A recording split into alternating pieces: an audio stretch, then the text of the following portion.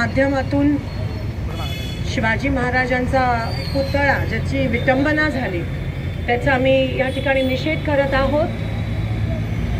खरं तर महाराष्ट्रासाठी ती अतिशय लाजिरवाणी गोष्ट होती। जे काही आपल्या राज्यात परवा घडलं ते जे फोटो नंतर व्हायरल झाले की काही ठिकाणी फक्त त्यांचे चरणच आपल्याला दिसून आले, बाकी सगळं त्या ठिकाणी खाली पडलं होतं।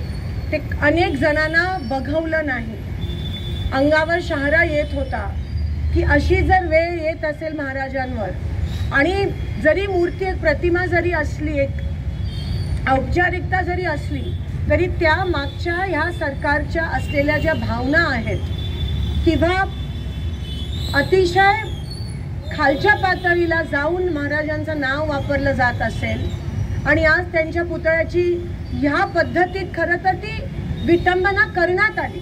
कारण का तुम्हाला माहिती होतं की तो पुतळा जो होता तो कमकुवत होता। तुम्हाला माहिती होतं की ज्या कॉन्ट्रॅक्टरला तुम्ही ते दिलेलं तो केवळ तुमच्या मुलाला खुश ठेवण्यासाठी तुम्ही त्या कॉन्ट्रॅक्टरला दिलेलं, पंतप्रधानांना खुश ठेवण्यासाठी तुम्ही त्या पुतळ्याला अनावरण त्यांच्या हस्ते केलं। जसं हे सरकार आहे तसा तो पुतळा होता, बाहेरून फक्त शोषा पण आतमधून अतिशय पोकळ असं हे सरकार आहे। पण महाराजांच्याच पुतळ्याला का आज अरबी समुद्रात पण अनेक वर्षापासून प्रस्तावित आहे तिथे तुम्ही उभा नाही करत आणि जे आहे त्याची तुम्ही विटंबना ह्या पद्धतीत करता।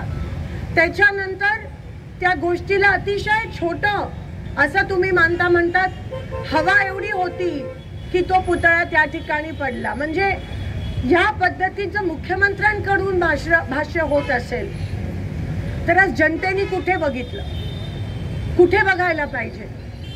आज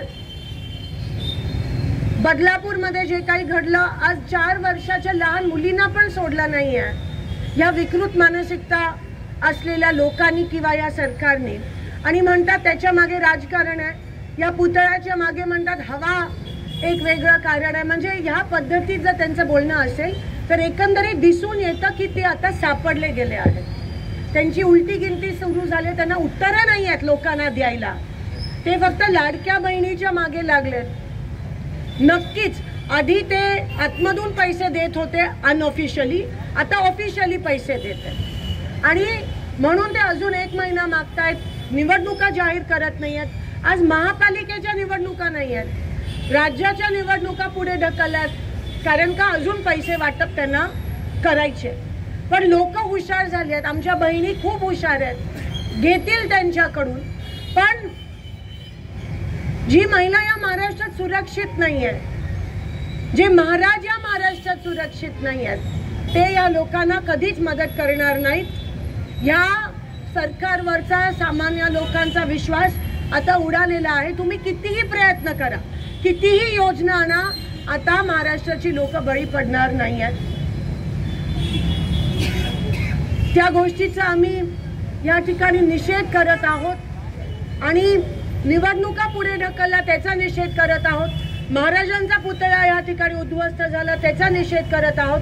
4 वर्षाच्या लहान मुलींवर अत्याचार झाला त्याचा निषेध करत आहोत। अनेक या आज पाणीपट्टी 10 पट वाढली आहे, गावांमध्ये किती मोठी बोंब झाली आहे। 10 पट पाणीपट्टी जेव्हा तुम्ही वाढवता त्याच्याबद्दल तुम्ही बोलत नाही आहात।